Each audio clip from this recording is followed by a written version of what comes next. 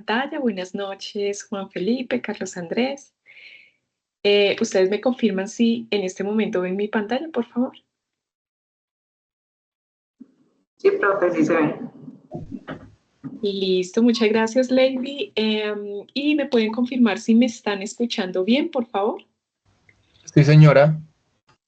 Listo, Sí, perfecto. profe. Muy bien, muchísimas gracias. Bueno, pues vamos a empezar de hecho es nuestra segunda webconferencia, permítanme porque como tenemos la plantilla de la sesión anterior, permítanme aquí, hacemos un pequeño ajuste, muy bien. Entonces, bueno, pues vamos a dar inicio con esta segunda webconferencia que quizás para los que estuvieron conectados hace 8 días en la primera webconferencia se habrán dado cuenta que nos enfocamos principalmente en la fase colaborativa. Entonces, el objetivo del día de hoy es que en esta webconferencia nos podamos enfocar en los ejercicios de la fase individual que vamos a desarrollar para esta segunda unidad de métodos analíticos clásicos.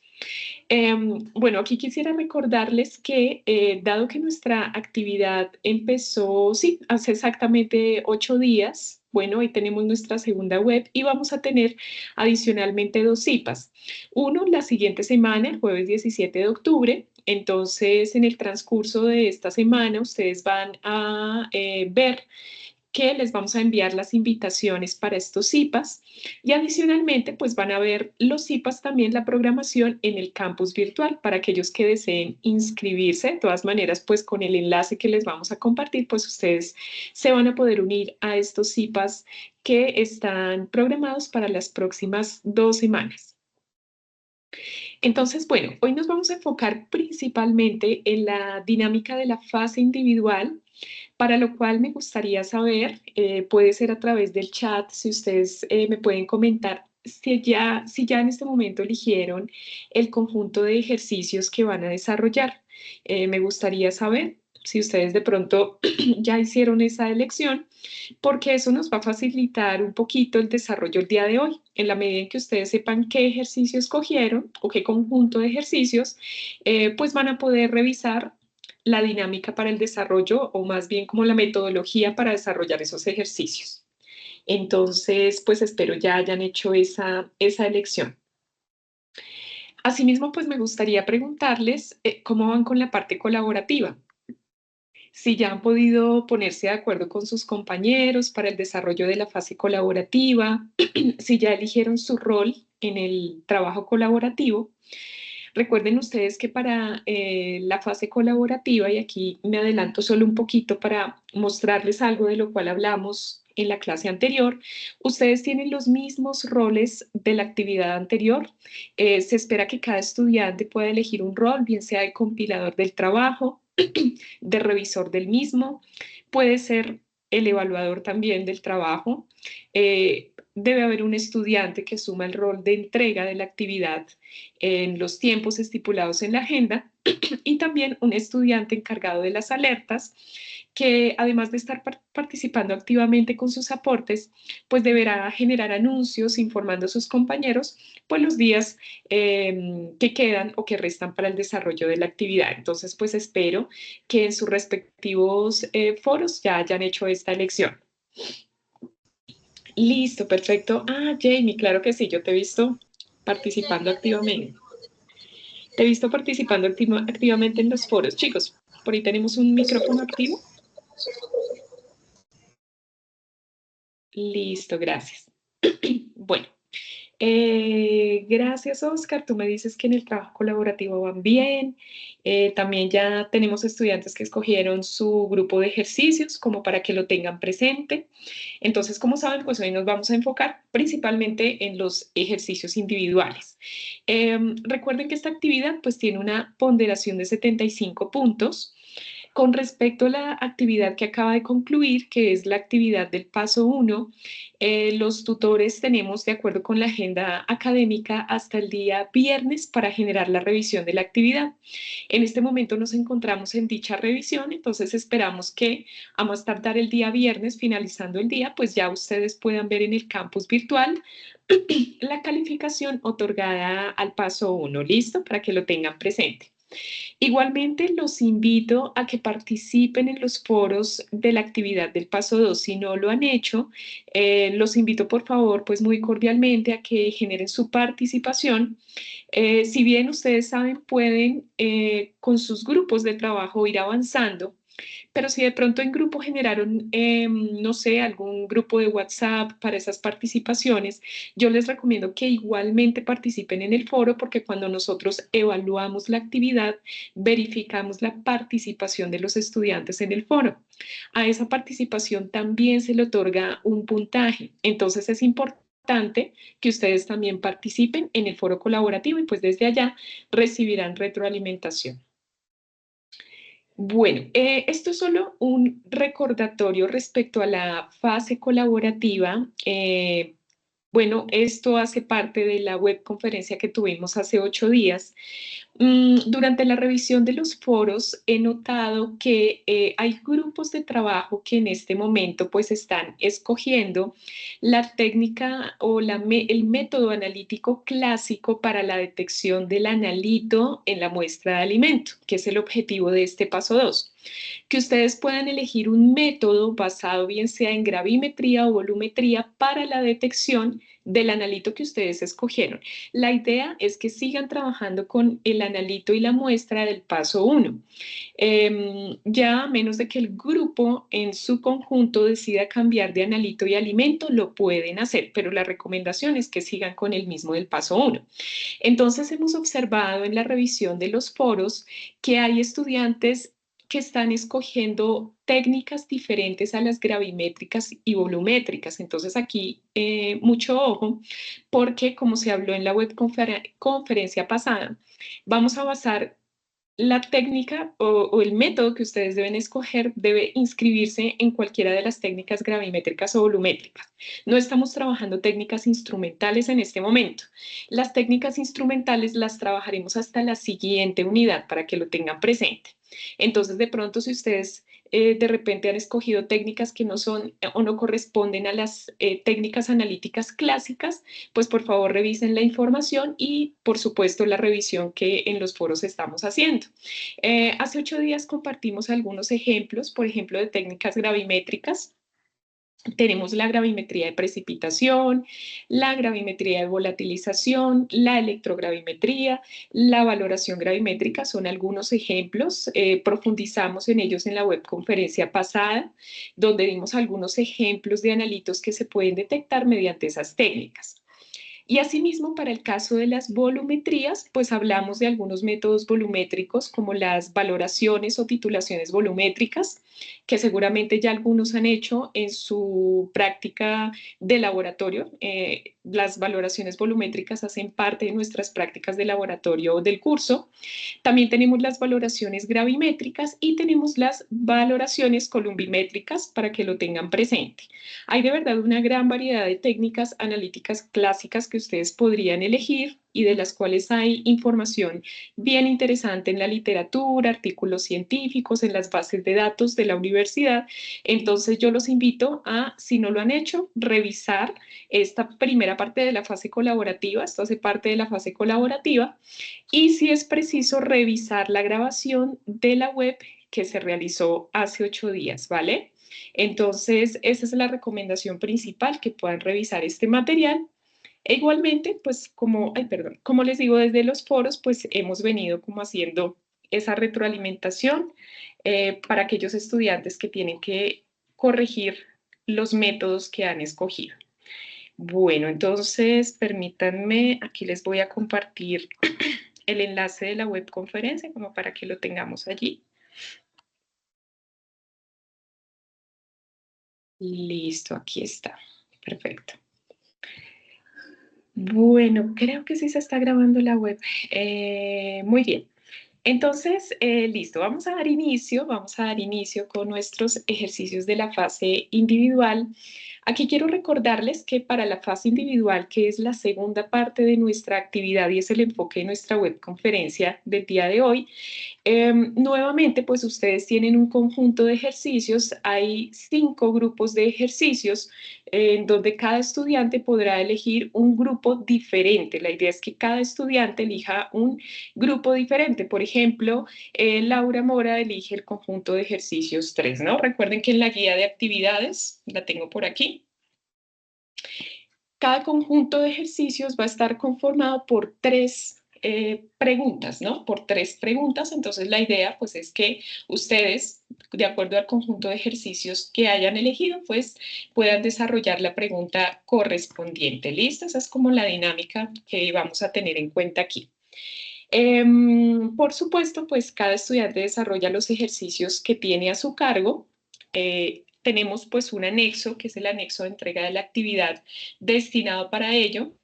La idea es que ustedes trabajen en el conjunto de ejercicios que eligieron, coloquen el nombre, su nombre, y pues vamos a tener, como les digo, 3 preguntas.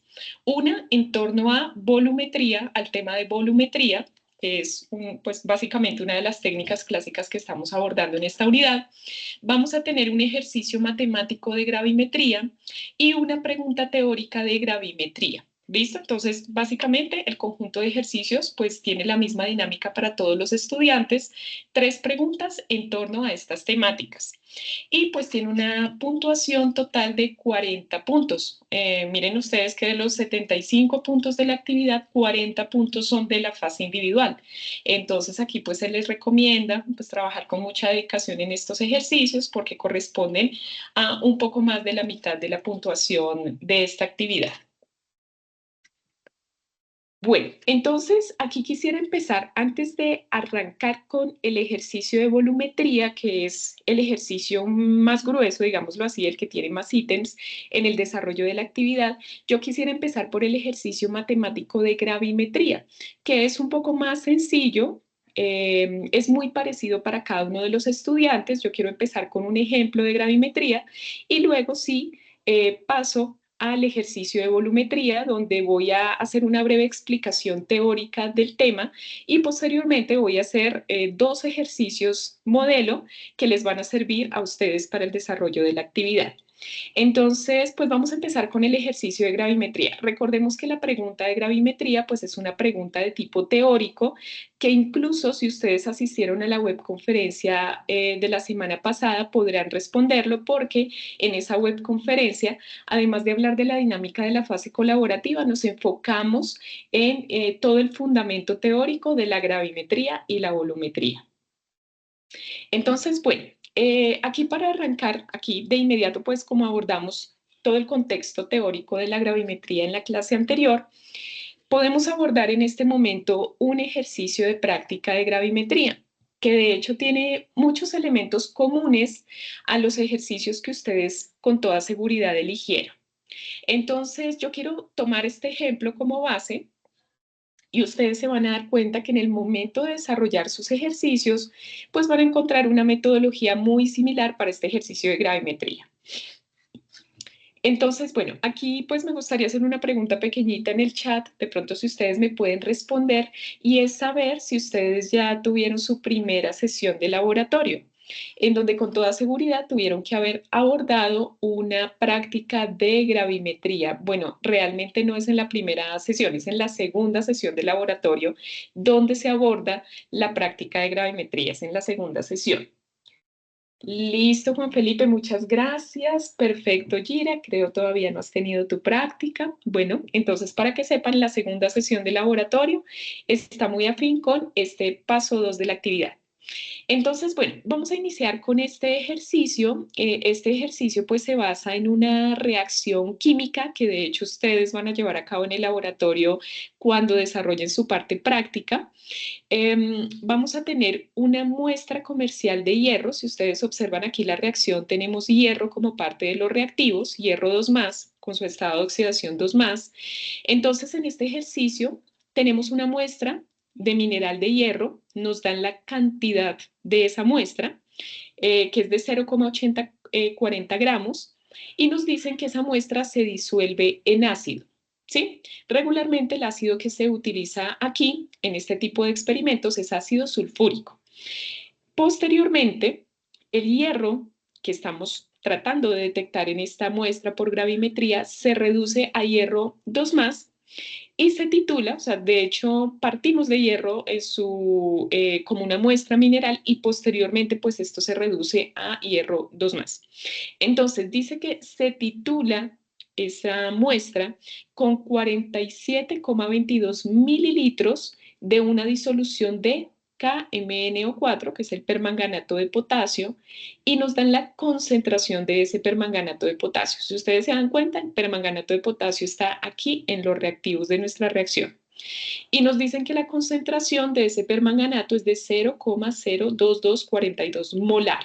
Esa es la concentración del permanganato. O sea, básicamente nos están dando unos datos asociados a los reactivos de nuestra reacción química a analizar por gravimetría. Entonces, ¿qué nos piden en este ejercicio? Nos dicen, calcule los resultados de este análisis en términos de el porcentaje de hierro.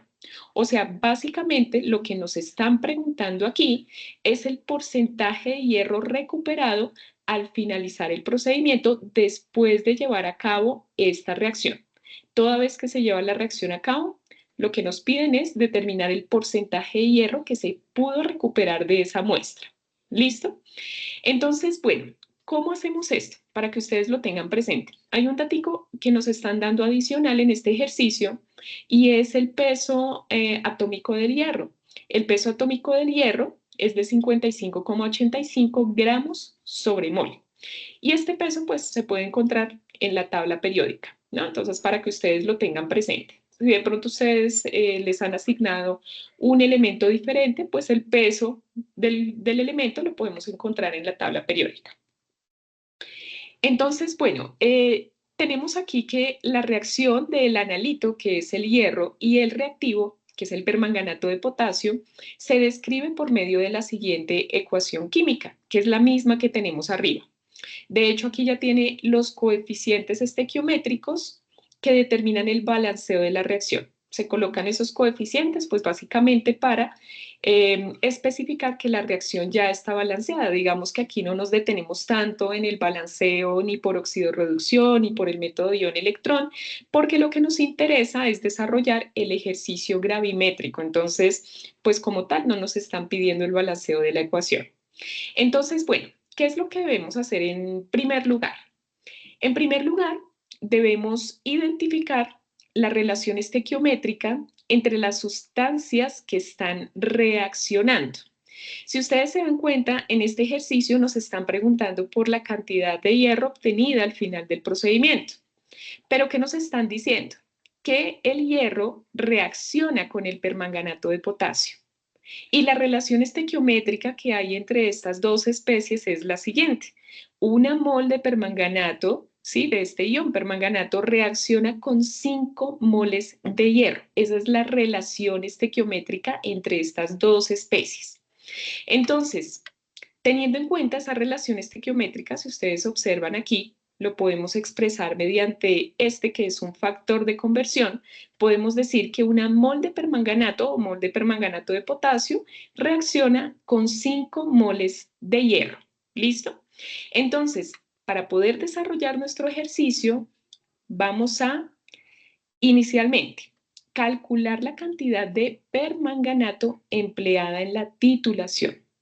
Ojo con esto, que en este ejercicio gravimétrico y de acuerdo con lo que nosotros vimos hace 8 días en nuestra webconferencia para gravimetría, es importante saber que si yo quisiera determinar la cantidad de hierro que hay en mi muestra, pues es importante saber con esta concentración de permanganato de potasio, ¿cuántos gramos tengo de permanganato de potasio? Recuerden que ya tengo un volumen de permanganato, entonces voy a determinar cuántos gramos de permanganato de potasio hay en esta concentración y esto me permitirá, mediante una relación estequiométrica, saber cuántos gramos de hierro obtengo al final del procedimiento, que es básicamente lo que me están preguntando.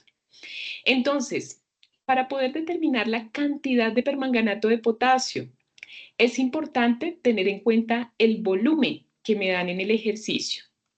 Si ustedes se dan cuenta, el volumen que me están dando de permanganato de potasio, con toda seguridad ustedes también les van a dar en su ejercicio una reacción química, les van a dar unas concentraciones, unas cantidades, Entonces lo que vamos a hacer es a partir de ese volumen que se empleó de permanganato de potasio, vamos a determinar los gramos de permanganato de potasio. Y para poder hallar los gramos, pues es necesario poder transformar estas unidades de mililitros a una unidad de masa. Para eso podemos emplear la concentración de ese permanganato. Si ustedes observan aquí, me dicen que la concentración es de 0,02242 molar. Y si ustedes recuerdan, en unidades de concentración, la molaridad es igual a las moles sobre litros de disolución. Es decir, que esta cantidad me está indicando que hay 0,02242 moles de permanganato de potasio por cada litro de disolución. Y en este caso, aquí debo hacer una corrección porque no serían 1000 litros, sino 1000 mililitros, porque un litro tiene, perdónenme ustedes, aquí yo hago la corrección de una vez.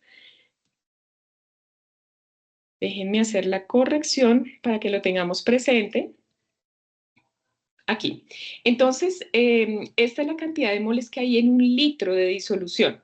Pero debemos tener en cuenta entonces que un litro son 1000 mililitros. Esto lo coloco de esta manera, ¿por qué? Porque voy a cancelar unidades para poder obtener mi resultado en moles. Entonces, déjenme colocar aquí una plumita para que podamos cancelar unidades. Entonces, bueno, pues vamos a hacer el cálculo de tal manera que podamos determinar las moles de permanganato de potasio. No sé si alguno de ustedes me puede ayudar. Ya tenemos aquí el resultado, pero pues me gustaría verificarlo porque si de pronto nos equivocamos se puede corregir.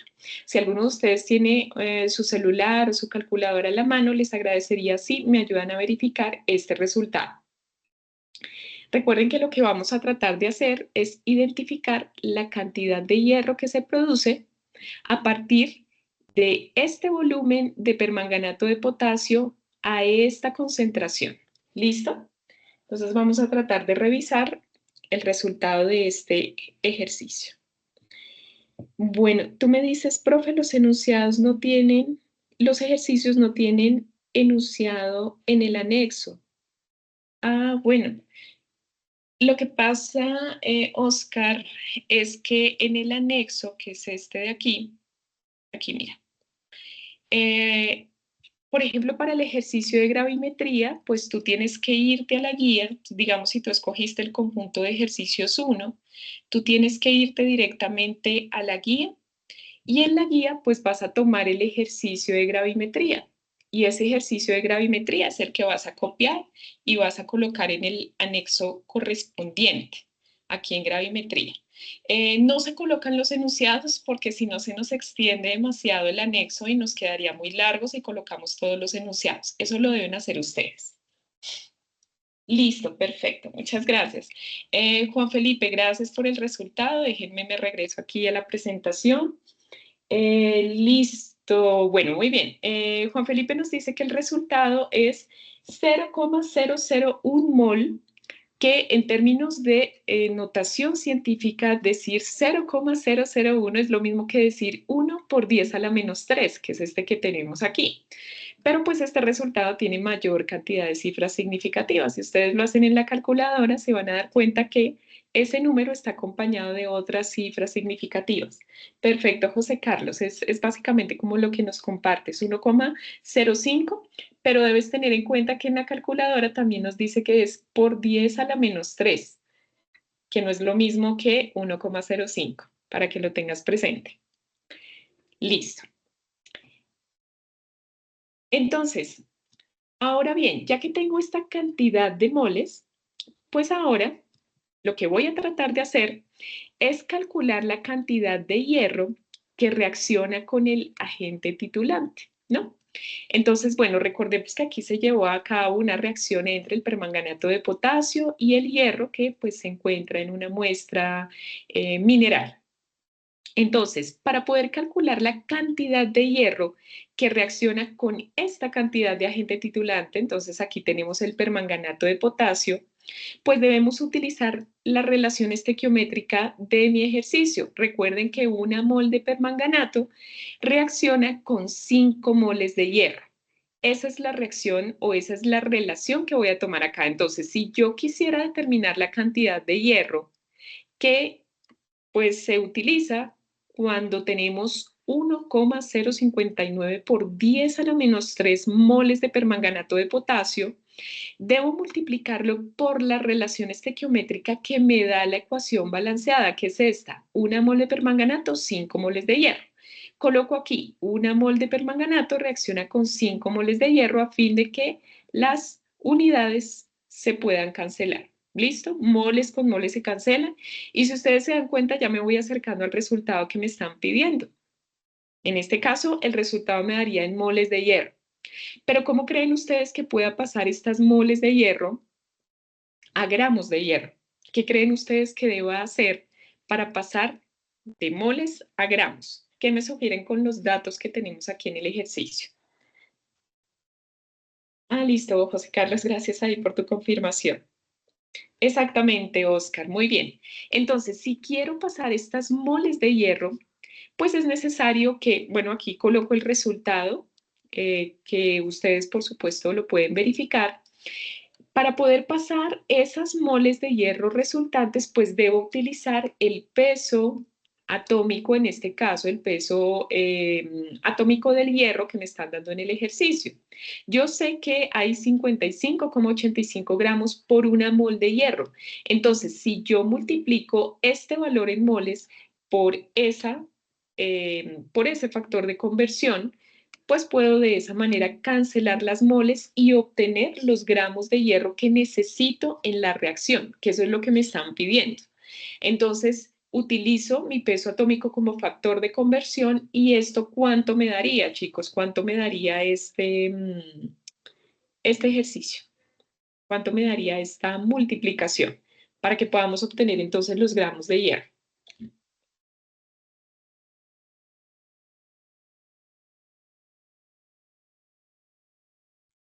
Ahí les doy un minutito para que podamos revisarlo y con eso confirmamos el resultado del ejercicio: 5,29 por 10 a la menos 3 multiplicado por 55,85. Recuerden que esto es notación científica, quiere decir que hay 3 ceros antes del 5. Es como tener un 0,00529. Vamos a revisar cuánto nos da ese ejercicio.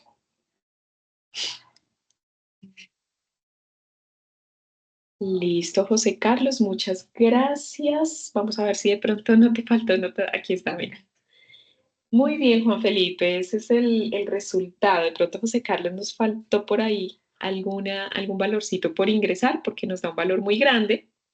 Si nosotros hacemos esta multiplicación, el resultado obtenido sería 0,2957 gramos de hierro.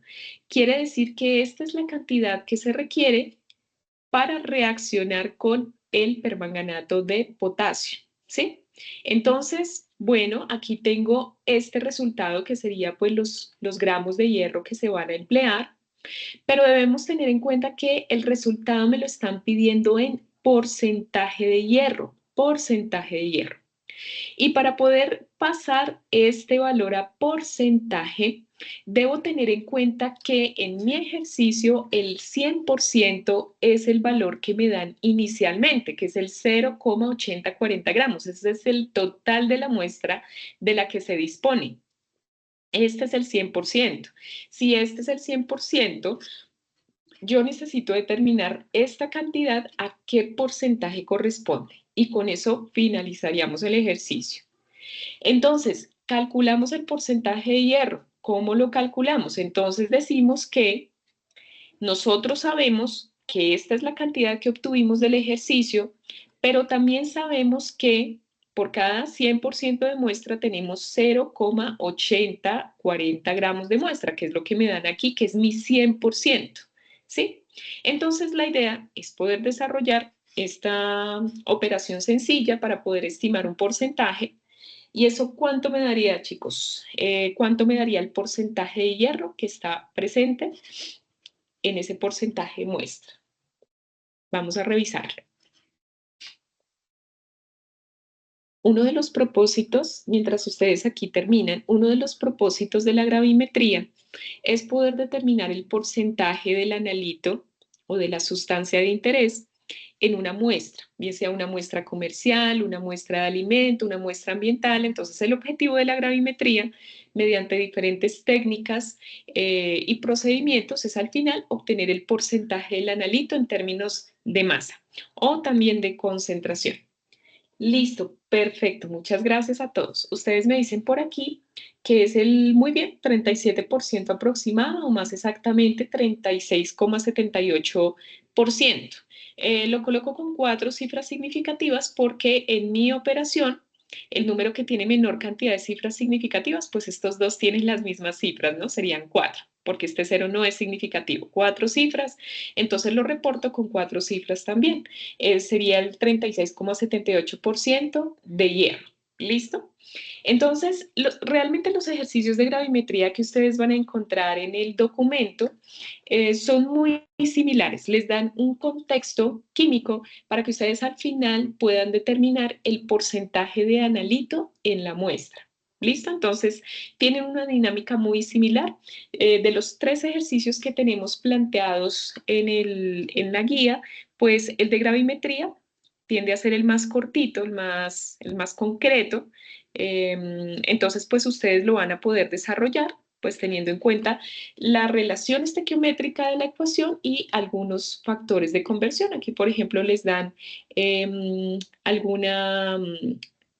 aquí está, les dan aquí otra reacción química, por ejemplo, para el conjunto de ejercicios 3, pero les piden calcular el porcentaje de amoníaco.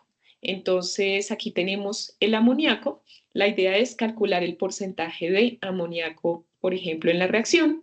Y aquí en el conjunto de ejercicios 4, además del porcentaje de aluminio, por ejemplo, les piden el porcentaje de óxido de aluminio, bajo una dinámica muy similar.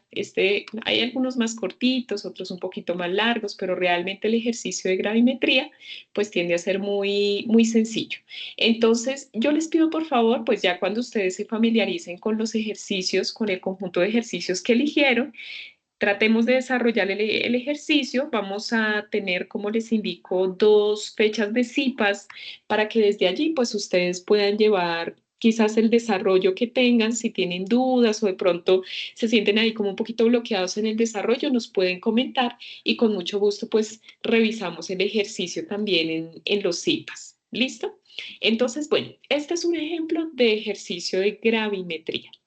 Ahora vamos a pasar a los ejercicios de volumetría. Para este caso, pues vamos a tener 2 ejercicios modelo que obedecen al tipo de ejercicios que ustedes van a desarrollar. Entonces les voy a explicar esos ejercicios modelo para que ustedes tengan una idea de cómo se desarrollan estos ejercicios. Sin embargo, pues para poder entender el ejercicio de volumetría, quiero retomar algunos conceptos que abordamos en la web anterior y que con toda seguridad algunos de ustedes ya han visto, porque los que ya tuvieron la primera sesión de laboratorio, con toda seguridad ya tuvieron una práctica de volumetría.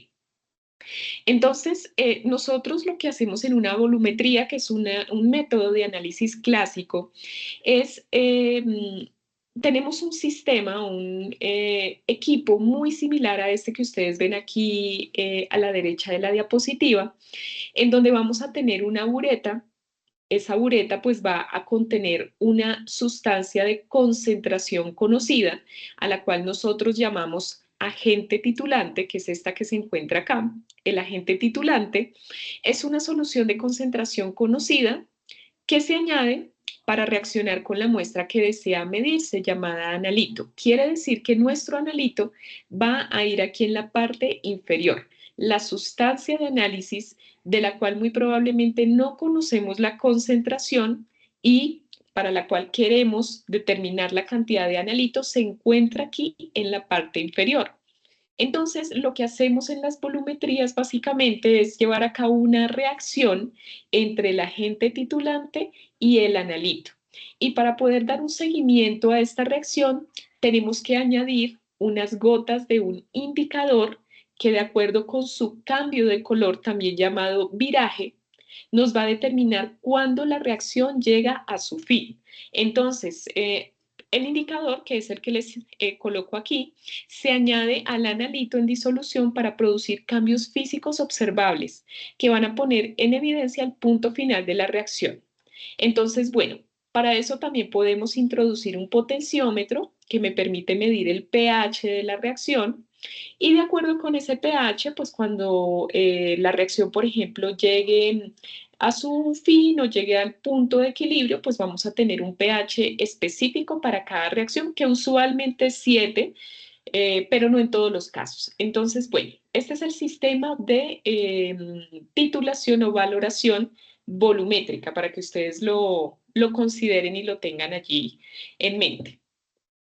Si esto lo aplicamos a la industria de alimentos, por ejemplo, quizás una de las técnicas mayormente empleadas de este tipo de valoraciones es para la determinación de la acidez en vinos o en algunas otras sustancias comerciales.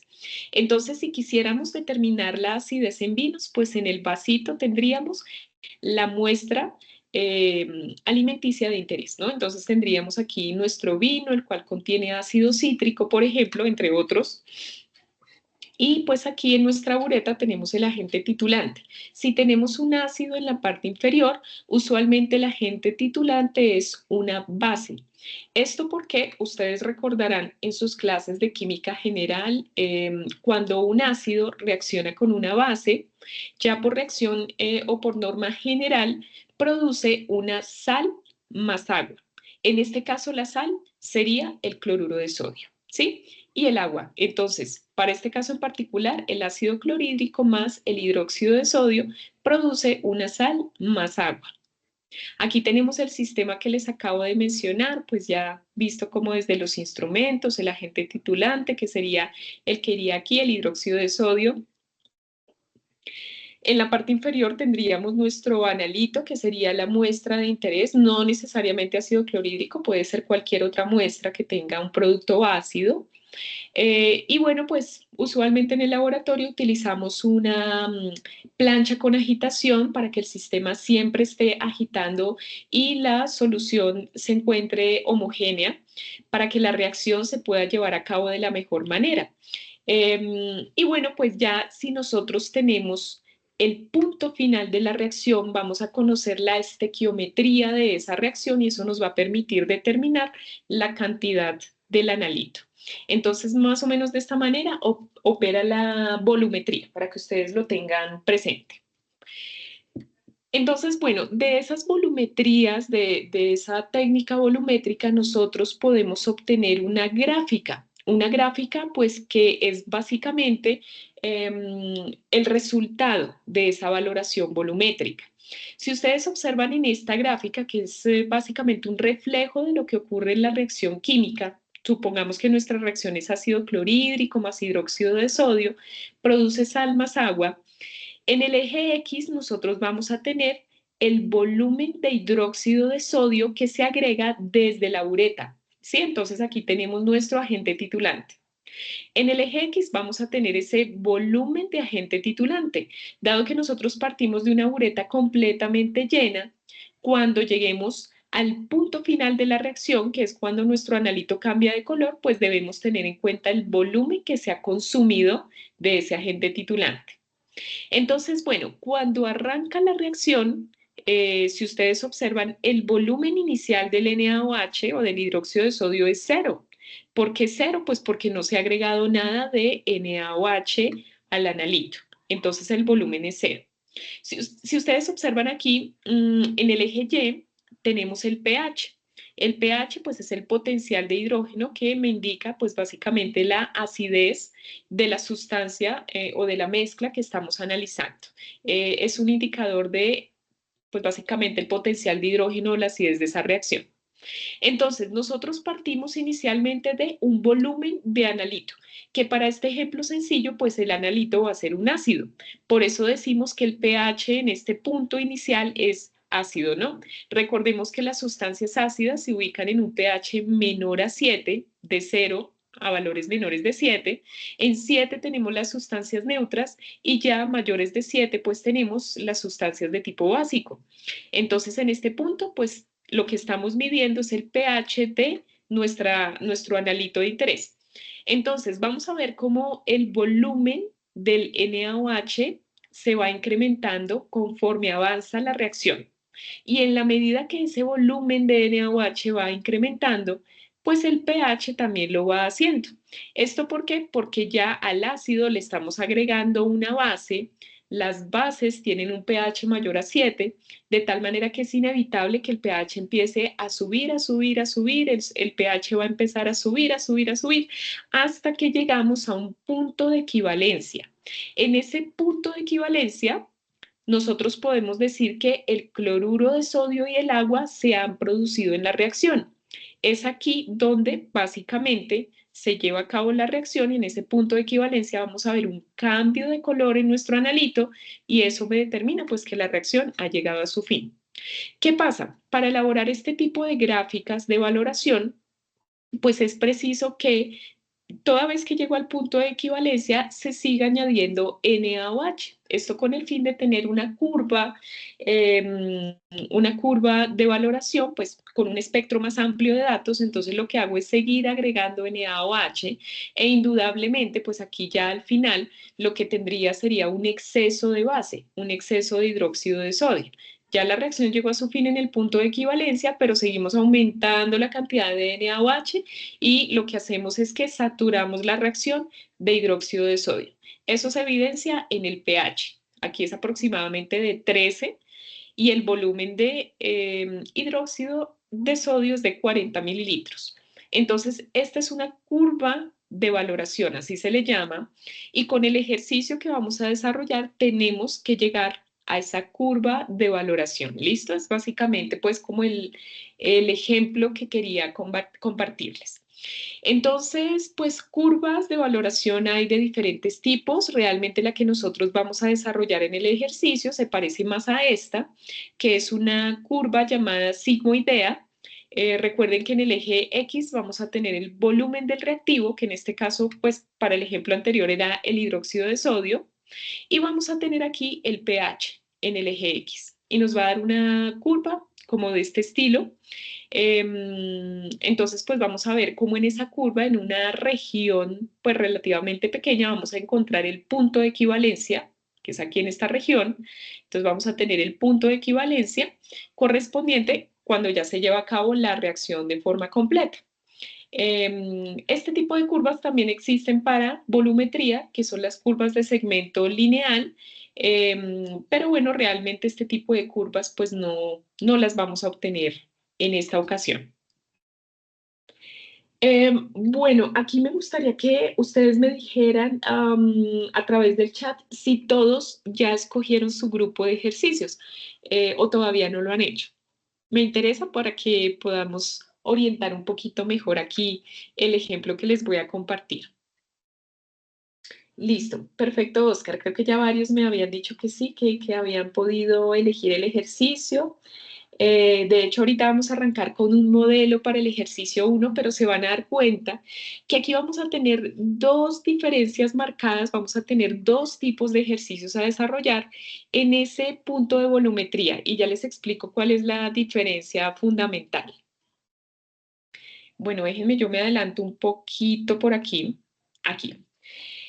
Bueno, todos los ejercicios que vamos a tener, y me voy aquí a la guía, van a tener, chicos, y voy a poner esto de esta manera. Todos los ejercicios, aquí tengo el conjunto de ejercicios 1, el primero es el de volumetría, si ustedes observan les piden construir una curva de valoración, quiero como remarcarlo aquí, y en cada ejercicio, para esa titulación, recuerden que en las titulaciones pues vamos a tener principalmente un ácido y una base, entonces en cada grupo de ejercicios hay un ácido y hay una base, si ustedes observan aquí, ácido clorhídrico, hidróxido de potasio. Para el caso del ejercicio 2, por ejemplo, les dan esta que es una base llamada base débil, que es la piridina, ahorita vemos la fórmula de la piridina, y les dan ácido clorhídrico. Aquí, esta sería la base débil, esta sería el ácido. Ahorita vemos por qué es una base débil. Para el caso del ejercicio 3, conjunto de ejercicios 3, les dan este ácido, que es el ácido iodídrico, y les dan el hidróxido de potasio para esa titulación, ácido y base. Eso es lo primero que tenemos que identificar.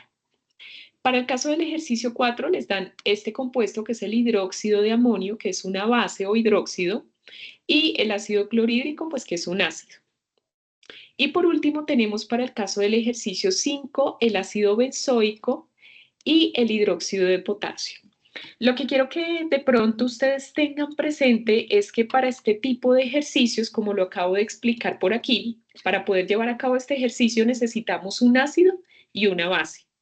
Quiere decir que vamos a tener que desarrollar una curva de este estilo y pues por supuesto vamos a tratar de identificar los productos de esa reacción. Entonces, bueno, aquí déjenme me adelanto un poquito.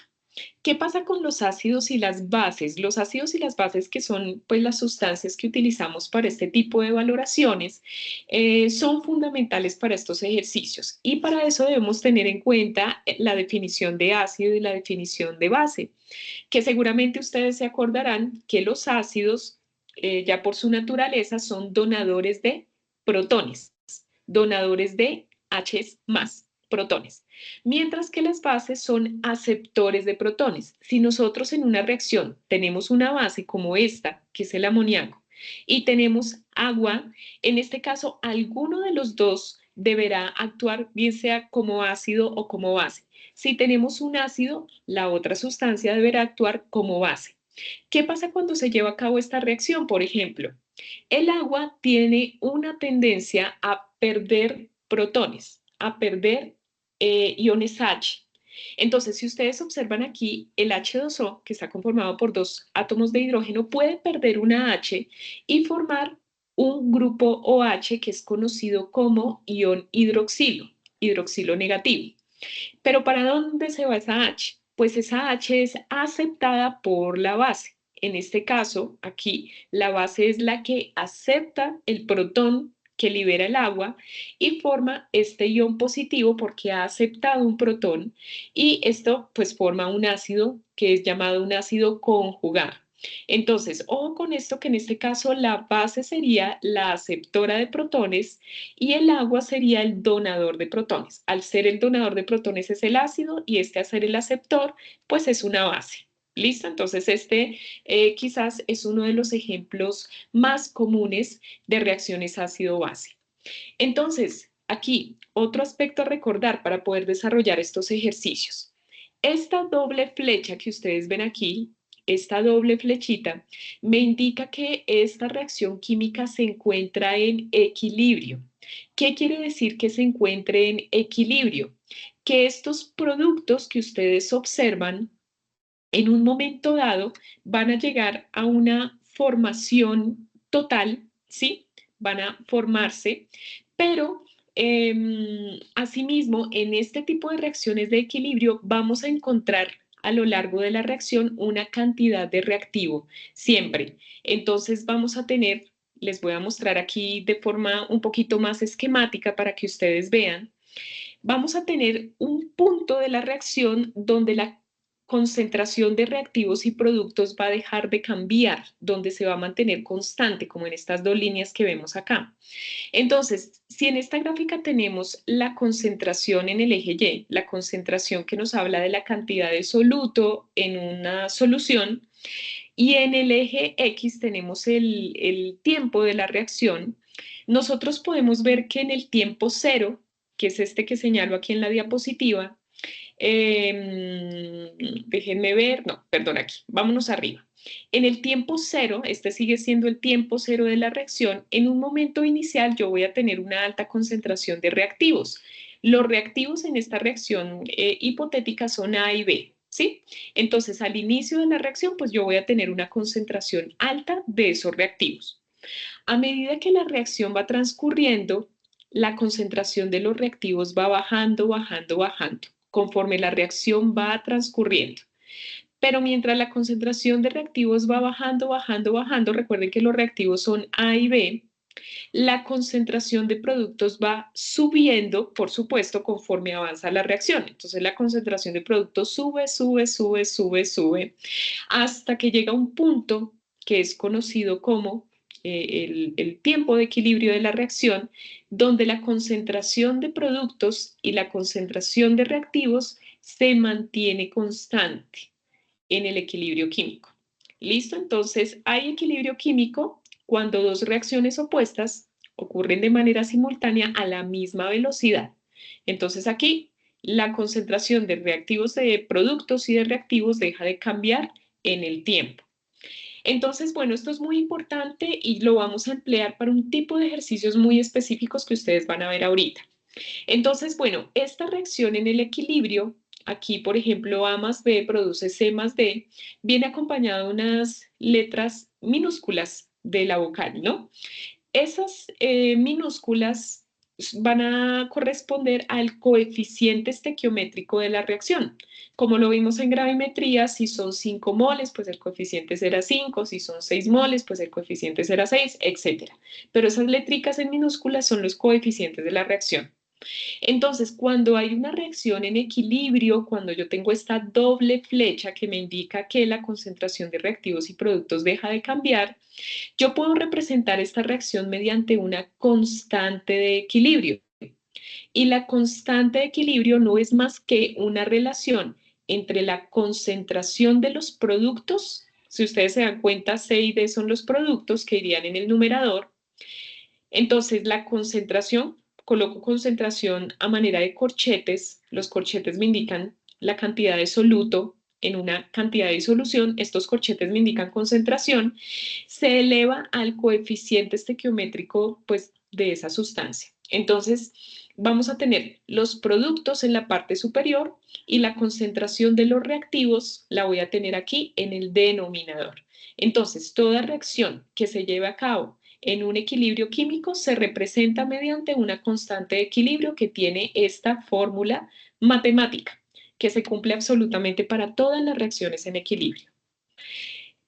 Entonces, bueno, ¿por qué hago énfasis en ese equilibrio? Porque muchas de las reacciones de ácidos y bases se llevan a cabo en esos equilibrios químicos, ¿sí? Entonces, no todas, sí algunas, ahorita les explico cuáles, se llevan a cabo a partir de un equilibrio químico. Aquí abajo tenemos un ejemplo de otra reacción, ¿sí? Entonces, por ejemplo, tenemos el ácido acético que está aquí. El ácido acético es el que está presente en el vinagre. Y tenemos también el ácido perclórico, ¿sí? Que es conocido como un ácido fuerte.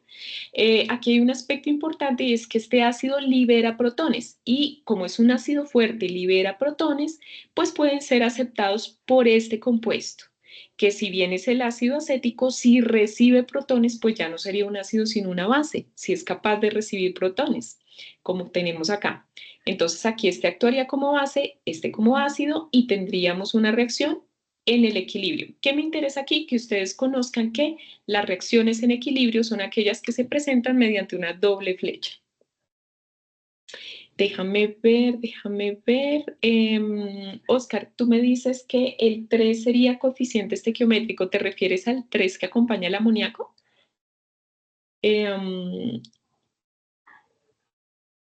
Listo, Oscar. Gracias por tu pregunta. No, Oscar, este no sería un coeficiente estequiométrico. Un coeficiente estequiométrico es el que viene antes de la fórmula y como un número entero. Como lo viste en la reacción de gravimetría, cuando hablamos de la cantidad de moles es el coeficiente estequiométrico. Este 3 es el número de átomos y cuando se indica como subíndice es el número de átomos, no es un coeficiente estequiométrico. ¿Listo? Para que lo tengas presente. Ese no sería un coeficiente estequiométrico.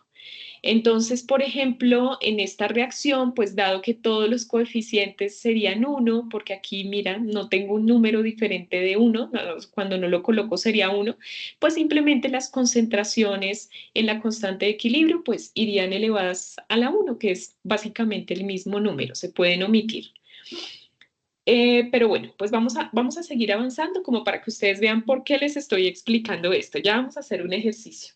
Listo, Oscar, gracias. Entonces, bueno, ustedes van a ver en sus ejercicios, y esto es muy importante, que hay diferentes tipos de ácidos. Tenemos ácidos fuertes y tenemos ácidos débiles. Y eso lo van a ver ustedes en su ejercicio, porque en el ejercicio que ustedes tienen hay un ácido y una base. Y lo primero que hay que identificar es si ese ácido es fuerte o ese ácido es débil. Si ustedes tienen por ahí la guía a la mano, se van a dar cuenta a partir de esta explicación que les voy a dar si tienen es un ácido fuerte o un ácido débil designado. Entonces, los ácidos se clasifican como fuertes o débiles. Entonces, ¿qué pasa con los ácidos fuertes como el ácido clorhídrico?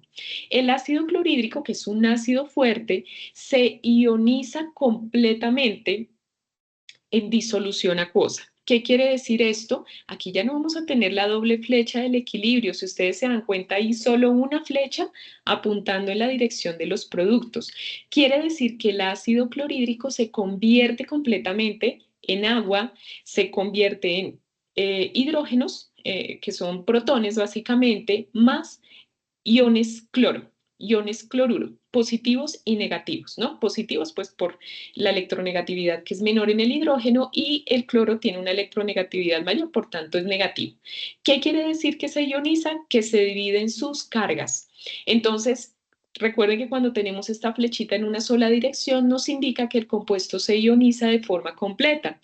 Y eso ocurre en los ácidos fuertes. ¿Listo? Ácido clorhídrico es un ácido fuerte, así como también lo es el ácido iohídrico y, por ejemplo, el ácido nítrico. Son ácidos fuertes. En nuestros ejercicios, por allí, en algunos ejercicios hay ácido iohídrico, ácido clorhídrico, entonces quienes ya tengan esos ejercicios podrán identificar que tienen designado un ácido fuerte. ¿Cuáles son los ácidos débiles? Y este es un ejemplo. Los ácidos débiles son ácidos que se ionizan parcialmente en solución acuosa, no completamente. ¿Qué quiere decir esto? Este es un ejemplo, el ácido acético que lo tenemos acá, que es el que está presente en el vinagre, se ioniza parcialmente. Cuando aparece esta doble flecha del equilibrio, esto me está indicando que este es un ácido débil, ¿sí? Entonces vamos a tener aquí iones hidrógeno, ¿sí? Y si yo le quito un ion hidrógeno a este ácido, pues me quedaría este fragmento restante, el fragmento CH3COO, CH3COO, negativo, porque tengo el ion positivo, el ion negativo. Esto en agua, ¿no? Pero ¿qué quiere decir esta doble flecha? Que esto no se lleva a cabo completamente, solo un 10% de este ácido se ioniza en estos dos iones, diferente al ácido clorhídrico, donde si hay una ionización total, una única flecha. Para el caso del ácido acético, pues tenemos doble flecha en el equilibrio, por tanto hay una disociación parcial. Cuando tenemos un equilibrio químico, y era lo que les decía anteriormente, cuando hay un equilibrio químico, es decir, esa doble flecha, pues yo puedo representar esta reacción mediante una constante de equilibrio, que para el caso de los ácidos se va a llamar una constante ácida o constante de acidez. ¿Y qué es la constante de acidez? Como lo dijimos previamente, sería la concentración de los productos, que es esta de acá, el producto H y el producto A. Entonces se multiplican las concentraciones y se dividen en el reactivo. Eso lo vimos anteriormente en la fórmula. Se divide en la concentración del reactivo. Esta es una manera de mostrar que este ácido débil se va a representar mediante una constante de acidez, que es la constante en el equilibrio. Y bueno, yo creo que ustedes han escuchado hablar del concepto de pH, potencial de hidrógeno. Cuando nosotros hablamos del pH, no sé si ustedes recuerdan a qué es igual el pH. El pH es igual al menos logaritmo de la concentración de H's. Entonces, si yo quiero calcular, por ejemplo, de manera análoga que el pH, si quisiera calcular el potencial de la constante de acidez, yo puedo decir que esto es igual al menos logaritmo de la constante de acidez. Si tengo la constante de acidez, que es un valor que ya se encuentra tabulado, puedo calcular ese potencial de la constante de acidez. Listo, perfecto, Juan Felipe. Tú me preguntas, ¿las flechas también pueden indicar que las reacciones son reversibles? Perfecto, Juan Felipe, también. Cuando hablamos de una reacción en el equilibrio, nos dice que llega un punto de la reacción donde la concentración de productos y reactivos es constante. Sin embargo, también en el equilibrio tenemos una conversión de productos a reactivos y de reactivos a productos. Por eso la doble flecha. porque siempre estas sustancias están allí ionizándose. ¿Y esto se debe a qué? A que solo el 10% de estas sustancias se puede ionizar en estos productos. Quiere decir que en esa reacción todavía vamos a tener reactivo y en buena cantidad. Eso es lo que significa, y como tú lo mencionas, pues es una reacción de tipo reversible, ¿sí? Que pueden formarse productos y reactivos a la misma velocidad. Entonces, ojo con esto que pues la situación es diferente para los ácidos débiles, dado que los ácidos débiles, como por ejemplo el ácido benzoico, y por ahí tenemos algunos ejercicios que tienen ácido benzoico, tienen asociada una constante de acidez. En este caso, yo coloco aquí estos valores porque, bueno, no sé si ustedes ya identificaron cuál fue el ácido que tienen designado. Me gustaría que ustedes lo identificaran en la guía, pero igualmente pues les compartiremos esta información en los foros. Vamos a tener un potencial de la constante de acidez para esos ácidos débiles, por lo que les acabo de explicar, porque están en equilibrio. Entonces, para el caso del ácido benzoico, el potencial de la constante de acidez es 4,19, es un valor que ya está tabulado. ¿Esto por qué? Porque el ácido benzoico se puede ionizar en iones H y lo que quedaría restante, que es el C6H5, o negativo. Esta es una reacción en el equilibrio, por eso ya tiene asociada un potencial de la constante de acidez. Y tenemos otro ejemplo que es el ácido acético, que es el que las acabo de mostrar en la reacción. Ese también tiene un valor de pK sub A, se llama así, que es el potencial de la constante de acidez. Y ese valor es de 4,76. ¿Por qué? Porque esta reacción o este ácido es débil y se encuentra en equilibrio. ¿Listo? Entonces, bueno, eso para que lo tengan presente. No sé si alguno de ustedes ya identificó qué ácido tiene designado. Si tienen la guía por ahí, les agradecería que me escribieran aquí en el chat y me dijeran, profe, yo tengo asignado el ácido, el HI, o profe, yo tengo asignado el HCl. Y eso nos da una idea del tipo de ácido con el que ustedes van a trabajar. Perfecto, Oscar. Quiere decir que tú tienes asignado un ácido fuerte en tu reacción. ¿Listo? Y José Carlos también tiene asignado un ácido fuerte. Habrá quienes tengan un ácido débil. Creo, déjenme irme rápidamente a la guía. Les digo, ya voy a empezar con el ejercicio para que ustedes sepan cómo se hace. Por ejemplo, miren, por ejemplo, el conjunto de ejercicio 5. Aquí hay un estudiante que tiene este ácido, que es el ácido benzoico, el ejercicio 5, y ese es un ácido débil, por ejemplo, el ácido benzoico. Perfecto, listo. Entonces ya tenemos quienes han elegido ácidos fuertes, quienes tienen ácidos débiles. La misma situación ocurre con las bases. Recuerden que las bases también son llamadas hidróxidos. Entonces, dentro de las bases y los ácidos sí, dentro de las bases también tenemos bases fuertes y débiles. Las bases fuertes son aquellas que se ionizan completamente en solución acuosa, en agua. Lo mismo, hidróxido de sodio, por ejemplo, una sola flechita en una sola dirección, por tanto decimos que se ioniza completamente en iones sodio e iones hidróxido. Es una base fuerte porque se ioniza completamente. Ejemplos de bases fuertes, y aquí ustedes pueden ir identificando si en su ejercicio tienen una base fuerte. Hidróxido de sodio, hidróxido de potasio, hidróxido de litio. Son ejemplos de bases fuertes. Se van a dar cuenta en sus ejercicios que yo me enfoqué principalmente aquí en estos ejemplos, me enfoqué principalmente en los ácidos y bases que ustedes tienen allí en el ejercicio. ¿Y qué es una base débil? Pues igual, y en analogía a los ácidos, una base débil pues es una base que se ioniza parcialmente o ligeramente en solución acuosa. Este es un ejemplo. Tenemos aquí el amoníaco, que es utilizado como fertilizante, pero es conocido también como una base. Recuerdan ustedes que les expliqué, el agua puede donar protones. Al donar protones sería o tendría un carácter ácido.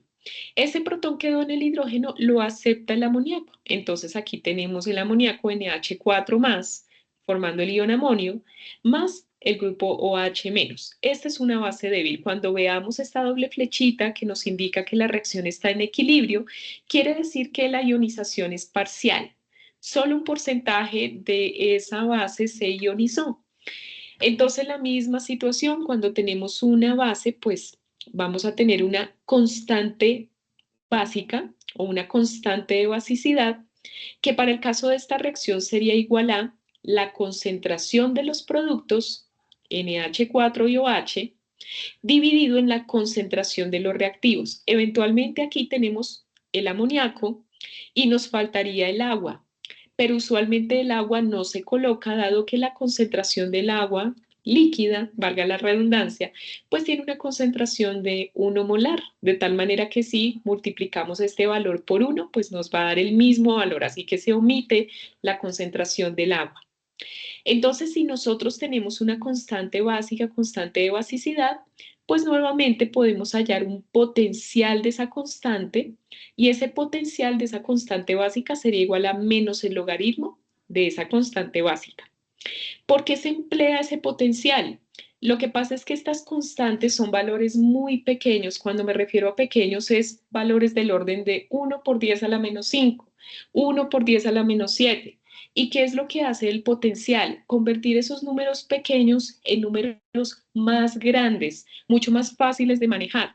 Por eso en el pH nosotros tenemos valores de 0 a 14, que son más fáciles de manejar. Es más fácil decir que una sustancia tiene un pH de 3, por ejemplo, que nos indica que es una sustancia ácida, a decir que la concentración de iones H es de 1 por 10 a la menos 4, ¿no? Bueno, digamos que manejar números muy pequeños tiende a ser confuso, entonces los potenciales me ayudan a manejar números más grandes.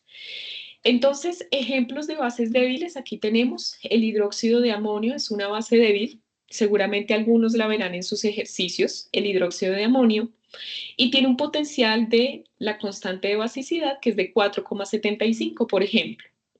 Aquí tenemos pues la reacción, aquí hay una doble flechita que me indica que la reacción está en equilibrio, eso me indica que es una base débil, y la piridina es otro ejemplo de base débil, para que lo tengan presente, aquellos que escogieron la piridina, pues tenemos un ejemplo de base débil. Tenemos que tiene un potencial de la constante de basicidad que es de 8,77. Aquí está la reacción con la doble flechita. Listo, entonces vamos a hacer un ejercicio y para eso pues vamos a arrancar con este, es un ejercicio de práctica que contiene en su contexto ácidos y bases fuertes. ¿Listo? Ácidos y bases fuertes. Este es un modelo de los ejercicios 1 y 2 para que lo tengan presente. Y apenas finalice con este, voy a hacer un modelo de los ejercicios. Espérenme, chicos, yo verifico aquí una cosita. En el ejercicio 1, por ejemplo, nada más como por chismosear, tenemos el hidróxido de potasio y tenemos como ácido el ácido clorhídrico, que son ejemplos de ácido y bases fuertes. Y para el conjunto de ejercicio 2 tenemos la piridina, pero bueno, no, esta no nos serviría porque es una base débil y este es un ácido fuerte. Este es una base fuerte, perdón. Ejercicio 3, base fuerte, perdón, ácido fuerte, base fuerte. Chicos, perdónenme porque tengo que hacer una corrección aquí. Listo. Voy a hacer una pequeña corrección aquí porque el modelo de ejercicio que les voy a explicar es para aquellos que escogieron el 1 y el 3. Y para aquellos que escogieron el 2, el 4 y el 5, les voy a explicar otro modelo de ejercicio. Aquí está corregido para que lo tengan presente. Bueno, entonces aquí está el ejercicio que vamos a realizar. Les comparto. Vamos a realizar este ejercicio en este momento. ¿Quiénes de ustedes escogieron el conjunto de ejercicios 1 y 3? ¿Será que me pueden indicar por ahí en el chat para saber quiénes están aquí con este modelo de ejercicios 1 y 3?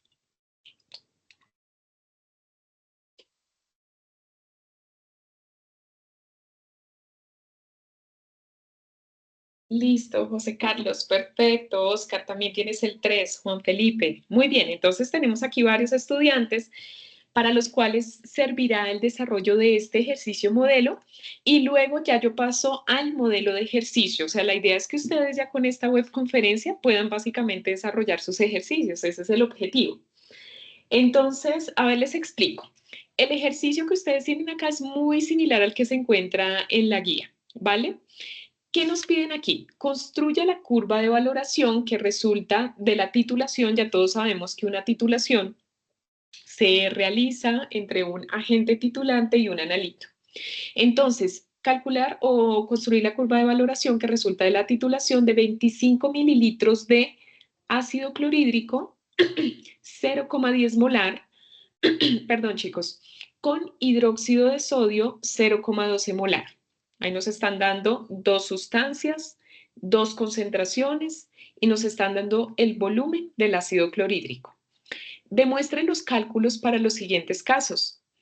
Tenemos 4 casos. Antes de la adición del agente valorante, ahorita les voy a mostrar mediante una gráfica. Después de la adición del agente valorante, pero antes del punto de equivalencia.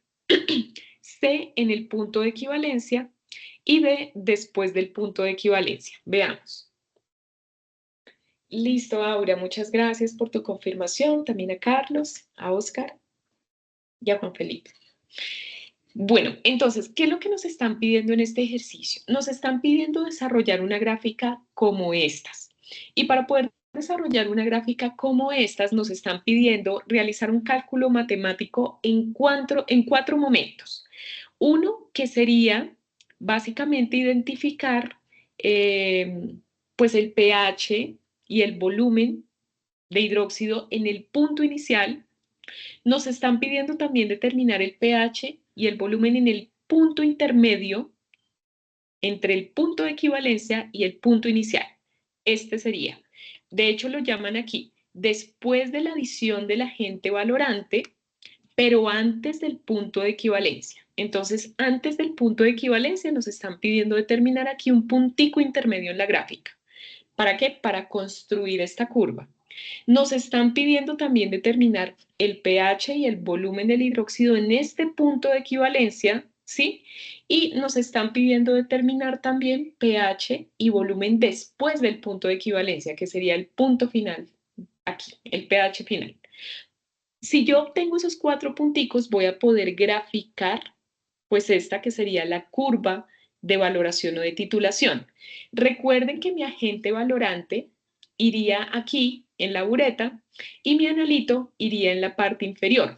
En este ejercicio que nos están dando, nos están hablando de 25 mililitros de analito, que sería el ácido clorhídrico, y nos dan la concentración del ácido clorhídrico. Nos están dando la concentración del hidróxido de sodio, que es el que va en la bureta, pero no nos están diciendo el volumen que se utiliza porque ese debemos calcularlo para poder llegar a esta gráfica. Entonces, básicamente ese es como el contexto del ejercicio para que ustedes lo tengan presente. Entonces, bueno, vamos a ver, pues manos a la obra y aquí necesito que ustedes por favor me ayuden con su calculadora para que podamos entender y desarrollar el ejercicio todos, ¿no? No únicamente yo, sino pues que todos podamos desarrollarlo. Entonces, bueno, básicamente el ejercicio me dice que a medida que se titula una alícuota, cuando hablamos de alícuota hablamos de una muestra, de una cantidad de analito de 25 mililitros de ácido clorhídrico 0,10 molar con una disolución de hidróxido de sodio 0,12 molar, debemos identificar la reacción de neutralización que ocurre en este sistema. Muy probablemente esa reacción no me la dan en el ejercicio, pero ustedes van a poder llegar a ella de la siguiente manera. De hecho, varios tienen este ejercicio asignado nada más con cantidades diferentes. Entonces, ¿qué me está diciendo el ejercicio? Que el ácido clorhídrico, que es mi analito, está reaccionando con el hidróxido de sodio. ¿Esto para qué? Para producir una sal más agua. En todos los casos se produce una sal más agua, que en este caso sería el cloruro de sodio, por la unión del sodio del hidróxido y el cloro del ácido, cloruro de sodio más agua. Esos son los productos de la reacción. Importante que ustedes sepan qué tipo de ácido es el que tienen designado, si es un ácido fuerte o si es una base fuerte. Para este caso en particular estamos trabajando con ácido fuerte, base fuerte. Y permítanme, yo corrijo esto porque no quiero que se me confundan, porque aquí lo que estamos haciendo es en la fase individual el conjunto de ejercicios 1 y 3. Parece que aquí es que quiero, perdón chicos, qué pena con ustedes.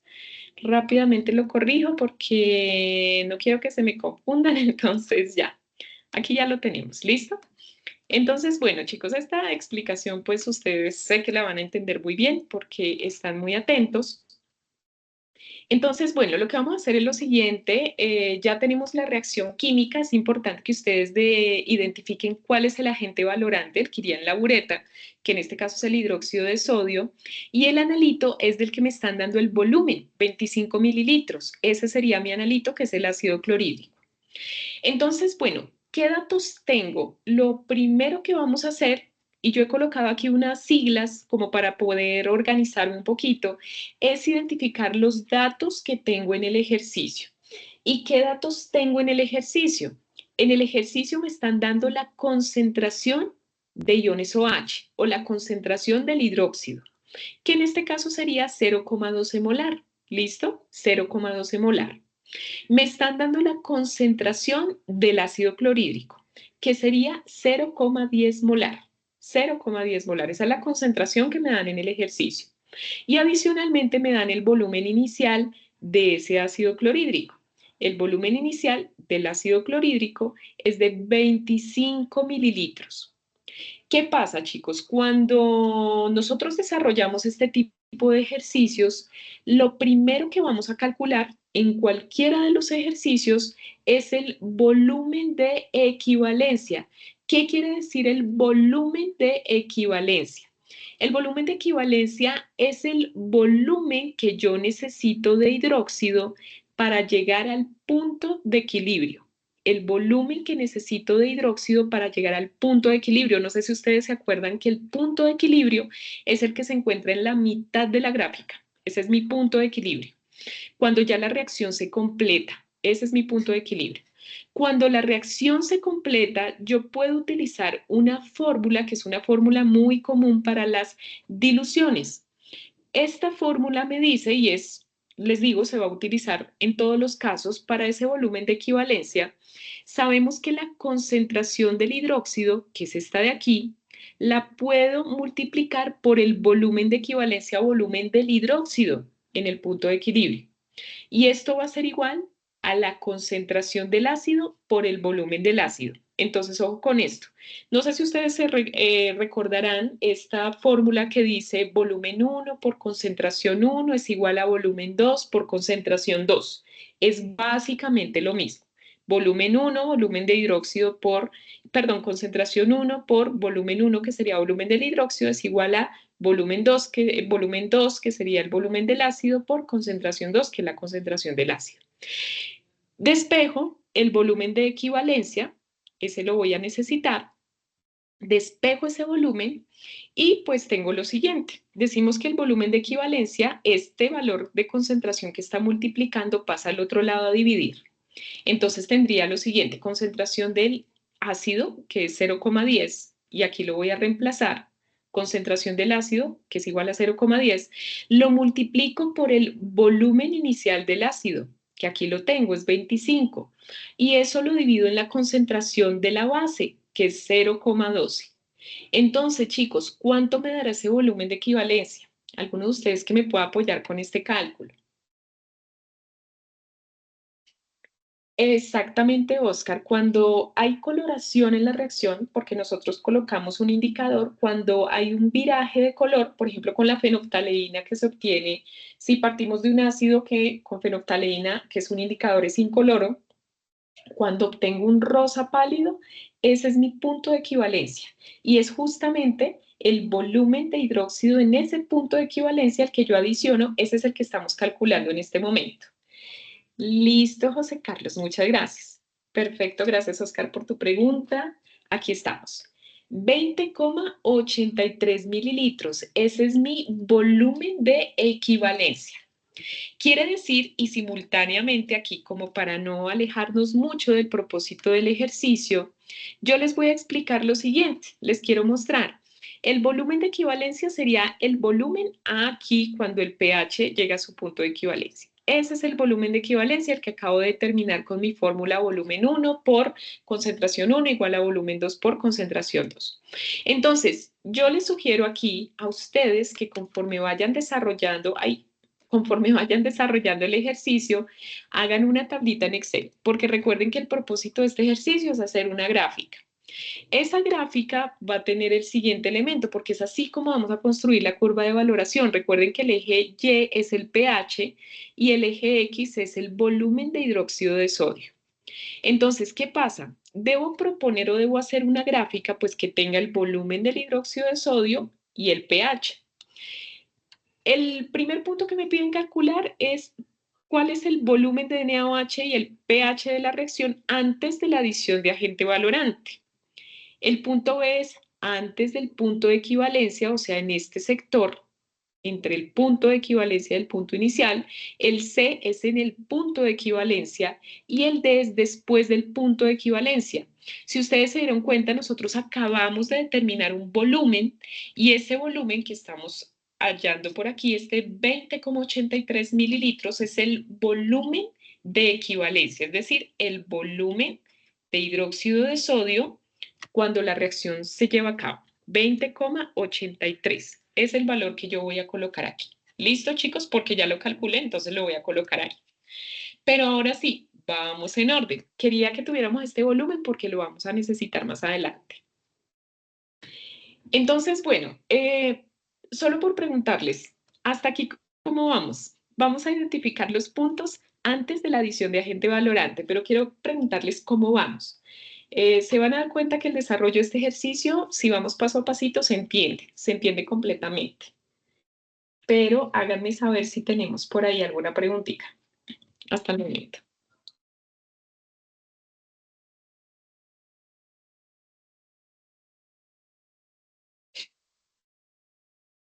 Listo, entonces recuerden, si llegaran a tener alguna duda, me la pueden ir comentando.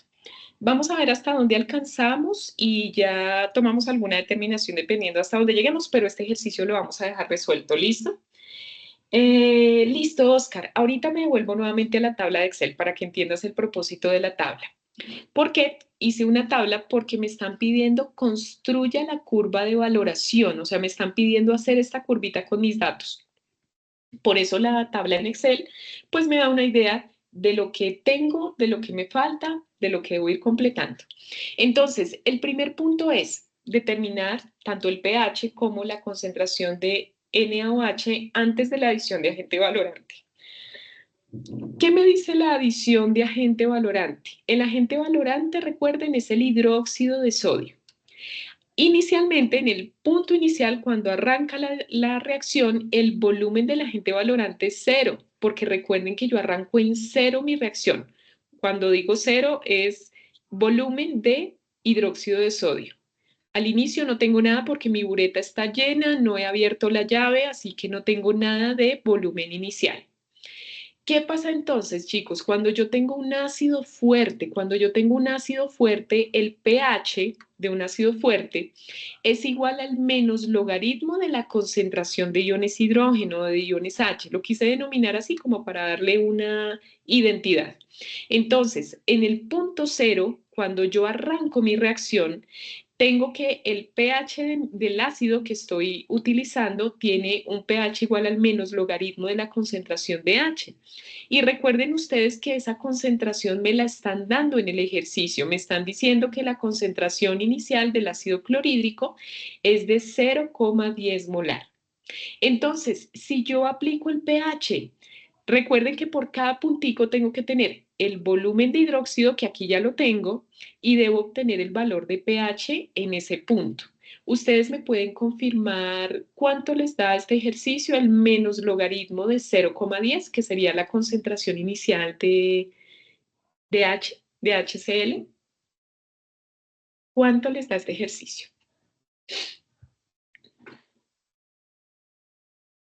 Menos logaritmo de 0,10. 1, profesora. Listo, muchísimas gracias. Muchísimas gracias, muy bien, nos da 1, menos logaritmo de 0,10 da 1.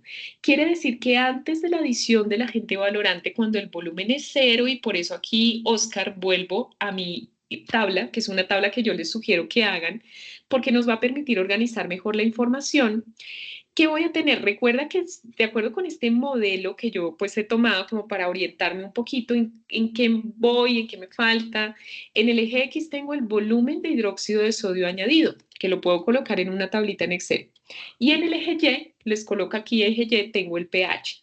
Entonces, antes de la adición de agente valorante, pues el volumen inicial es 0 y el pH es igual a 1. ¿Listo? pH es igual a 1. Quiere decir que ya tengo ese punto para antes de la adición de agente valorante. Ahora vamos, antes del punto de equivalencia. ¿Qué quiere decir antes del punto de equivalencia? Un punto intermedio entre este punto de aquí y este punto de acá. Vamos a identificar un volumen intermedio. ¿Cómo lo hacemos? Les muestro. Entonces, ¿qué pasa después de la adición de agente valorante, pero antes del punto de equivalencia, que es la trayectoria que les indico, como en la mitad de este trayecto? Entonces, ojo con esto, que quiere decir que en este punto yo voy a tener un volumen que va a ser igual a la mitad del volumen de equivalencia. Recuerdan ustedes que nosotros calculamos el volumen de equivalencia, el volumen en este punto, nosotros ya lo calculamos. Pues bueno, en esta segunda opción, después de la adición de agente valorante, pero antes del punto de equivalencia, yo podría considerar un volumen que sea la mitad de ese volumen de equivalencia, porque sería más o menos un punto intermedio en esta gráfica. Entonces, ¿cuánto me daría eso? 20,83 mililitros dividido en 2. Bueno, esa es una división sencilla. Recuerden que este punto de equivalencia fue lo primero que yo hallé. Entonces, a este volumen, pues lo vamos a llamar punto de semiequivalencia. Esto sería igual a 10,42 mililitros. 10,42 mililitros. Quiere decir que en este punto B, lo que voy a hallar es en 10,42, que eso nos da en la gráfica por aquí, vamos a determinar cuál es el pH para poder entonces ir completando mi gráfica. ¿Cuál es el pH en este punto? Vamos a ver qué pasa. Entonces, bueno, para poder calcular, y aquí los necesito muy atentos, vamos a calcular, para poder llegar al pH, es necesario que calculemos las concentraciones de ácido y base que hay en ese volumen añadido. Entonces, vamos a tener en cuenta lo siguiente y para eso voy a colocar los daticos que yo ya tenía en el ejercicio. Yo en el ejercicio ya tenía la concentración de hidróxido, la concentración de ácido y el volumen de ácido inicial. Entonces, empleo la misma fórmula que hemos venido utilizando, volumen 1 por concentración 1 igual a volumen 2 por concentración 2. Pero ojo, porque en este punto lo que yo quiero determinar es la concentración de iones hidrógeno multiplicada por el volumen a esa concentración. ¿Cuál es ese volumen? El volumen inicial, porque recuerden que yo partí de 25 mililitros de ese ácido, pero a eso debo adicionarle el volumen del punto de semiequivalencia, que es este de aquí, porque eso es lo que le he adicionado a mi analito en este punto intermedio entre el inicial y el de equivalencia. Entonces, ese sería mi volumen para esa concentración. Quiero saber qué concentración tengo yo en ese punto. Y esto va a ser igual a la concentración inicial de ácido por el volumen inicial de ácido. Entonces, veamos. Si despejamos la concentración de hidrógeno, que es la que yo necesito para hallar el pH, esto que está multiplicando pasa al otro lado a dividir. Entonces, si yo reemplazo en mi fórmula, porque yo ya tengo todos estos datos, la concentración de H, pues dijimos que era 0,10, aquí está. El volumen inicial es de 25, aquí lo tenemos, y eso lo dividimos en la suma entre el volumen inicial más el volumen de semiequivalencia, que es 10,42. Entonces, pues bueno, les agradecería si ustedes me pueden confirmar el resultado pues para este ejercicio. ¿Cuánto nos daría? La concentración de hidrógeno en ese puntico intermedio entre el inicial y el de equivalencia. Vamos a ver.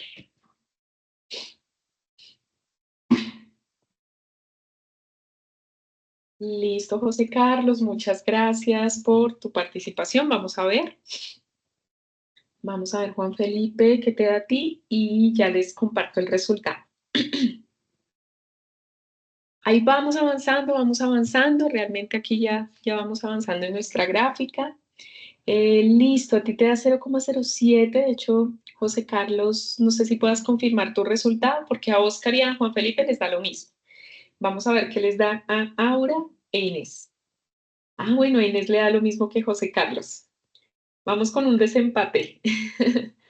Vamos a un desempate con Aura. Uy, Aura. Vamos a verificar porque a todos les están dando cositas diferentes, chicos.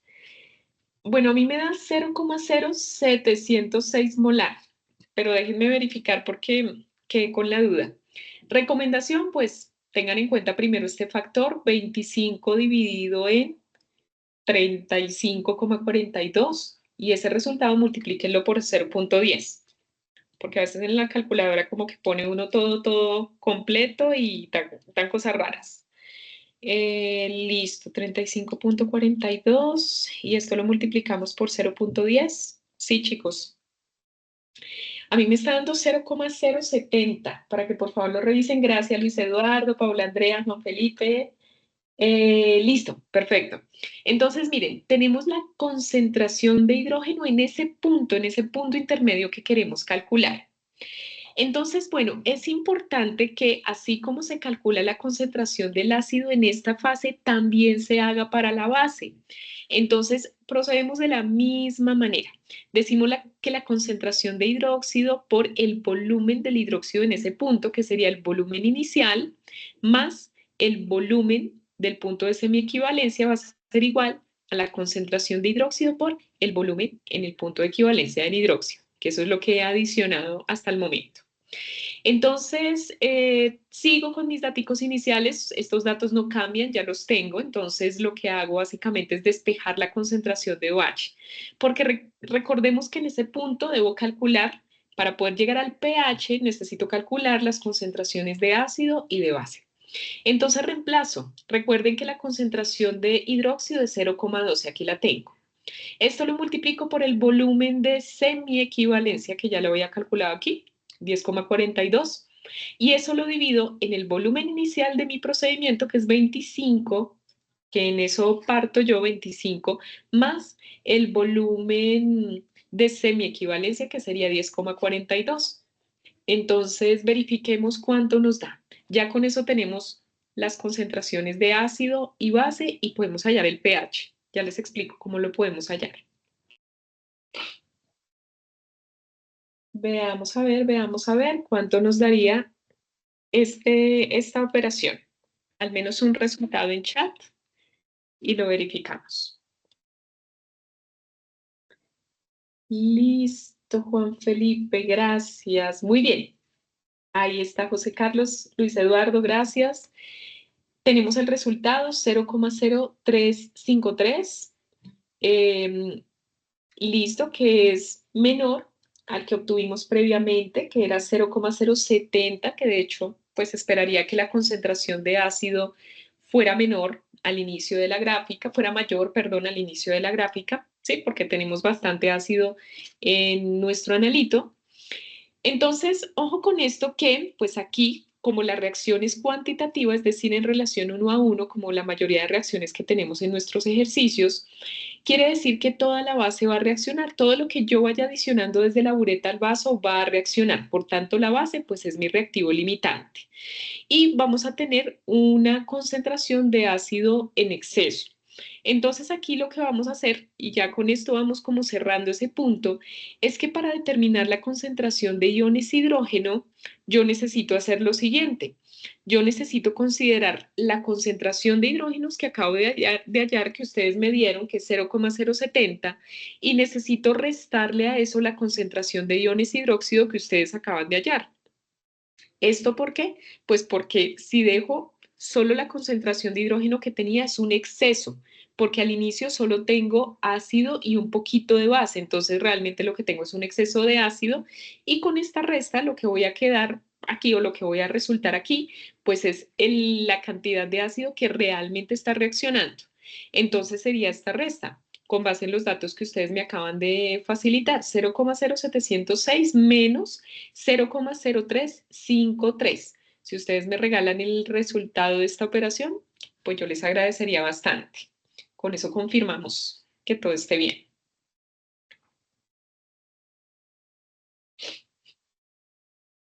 Vamos a verificar este resultado.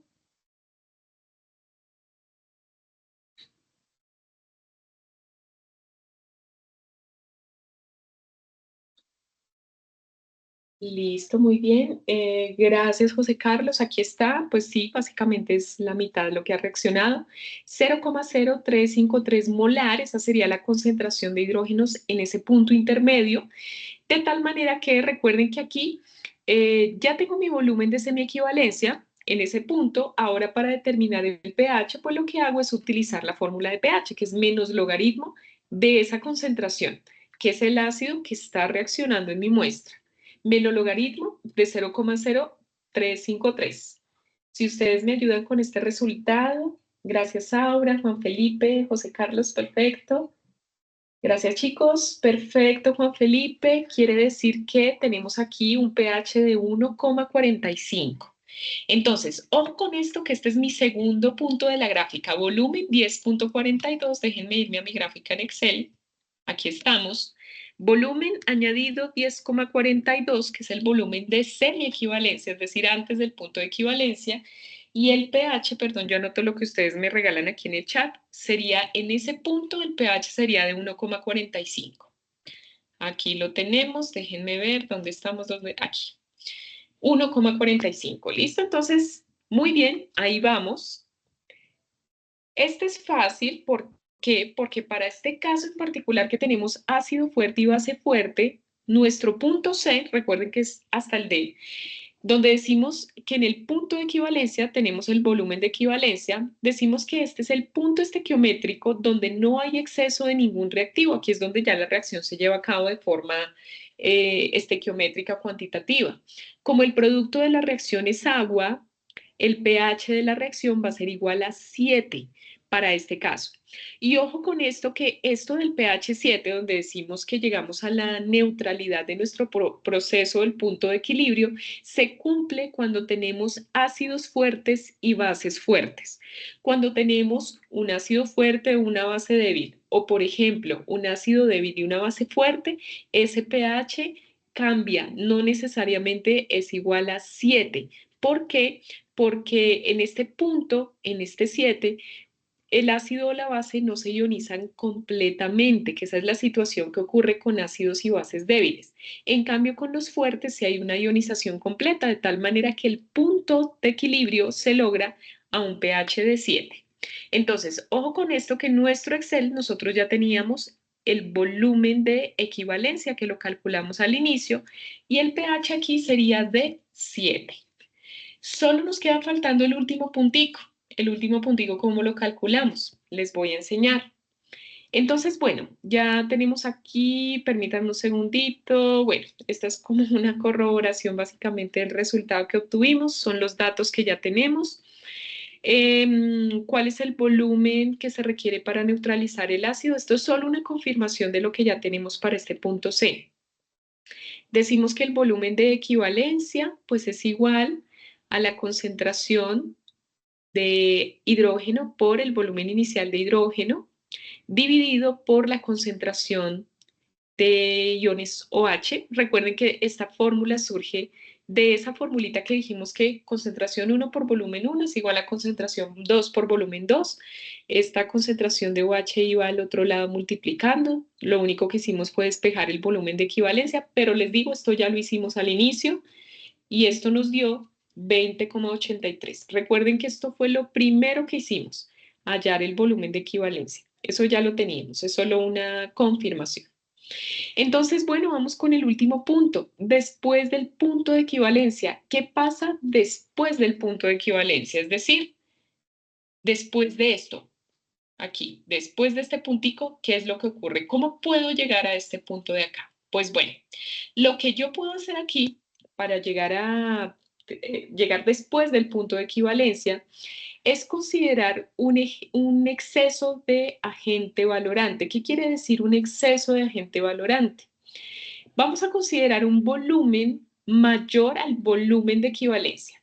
Recuerden que el volumen de equivalencia es ese volumen en mi gráfica que yo tengo de NaOH cuando el pH es igual a 7, que nos dio como 20.83, ¿sí? Por aquí tenemos el volumen de equivalencia. Si yo multiplico ese volumen de equivalencia por cualquier valor, para este caso específico, pues hemos elegido que sea 1,5, pues voy a tener un volumen mayor, que es lo que yo quiero en mi gráfica, tener un volumen mayor de ese volumen de equivalencia. Si ustedes quieren, pueden multiplicar esto por 3, por 4, por 5, no pasa nada.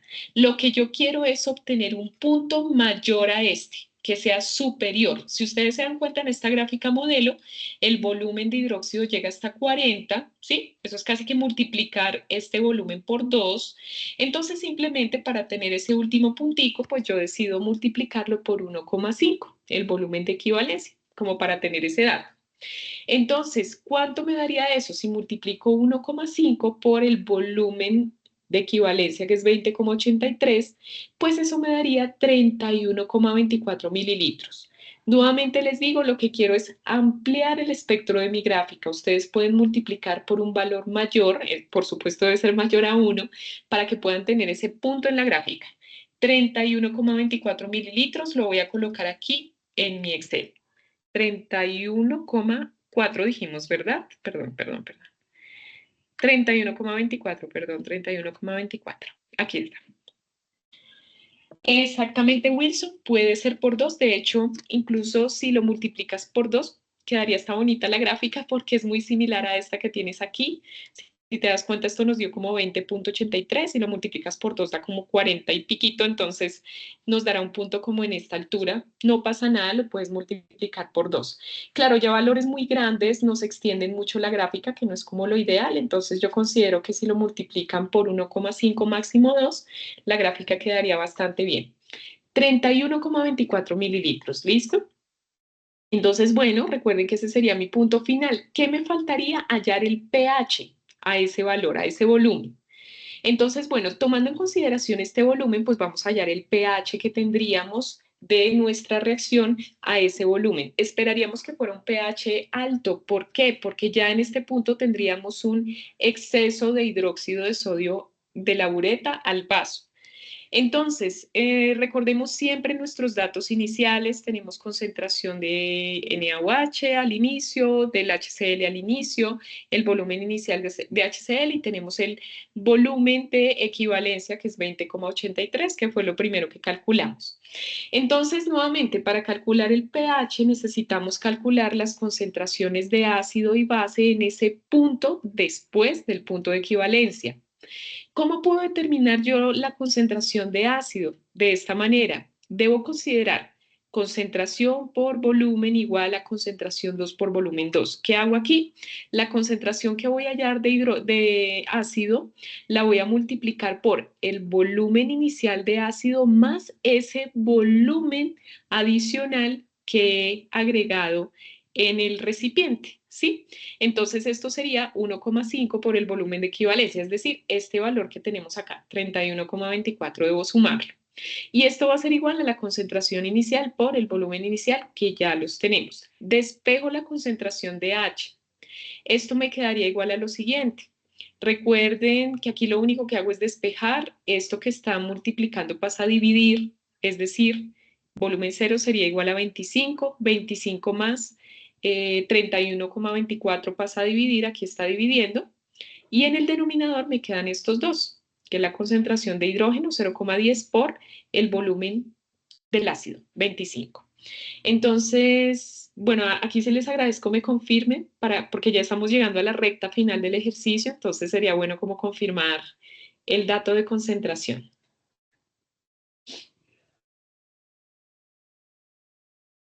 Listo, chicos, ya vamos finalizando y de hecho ahorita les tengo una propuesta para los ejercicios modelo 2, 4 y 5. Listo, Juan Felipe, muchas gracias. Perfecto. Ese es el resultado que tú tienes. 0,0445, coloqué una cifra más. Esa es la concentración. Entonces, para el caso de la concentración de iones OH, vamos a proceder de la misma manera. Vamos a determinar la concentración de hidróxido en ese punto de la reacción. Nuevamente considero el volumen inicial más el 1.5 por el volumen de equivalencia, y esto es igual a la concentración de iones OH por pues el volumen adicional que añadí, dado que en este punto pues ya tengo un exceso del hidróxido en la reacción. Entonces, este factor, que es el mismo de arriba, pues pasaría a dividir, aquí lo tenemos, dividiendo la concentración de OH 0,12 y eso lo multiplicamos por 1.5 por el volumen de equivalencia, que dijimos que era 31,24. ¿Esto por qué? Pues porque lo que queremos, pues aquí ya sabemos que hemos añadido un exceso de ácido, de hidróxido, entonces la concentración del hidróxido pues va a ser esta, 0,12, hasta ahí vamos a llegar. Entonces, gracias Paula Andrea, muy bien. Bueno, creo que me diste fue el dato anterior.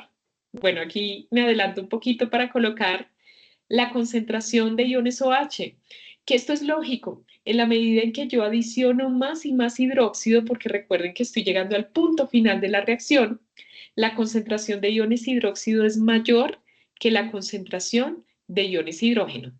Eso debemos tenerlo en cuenta, ¿listo? Entonces, esto es lógico a la luz de nuestros resultados.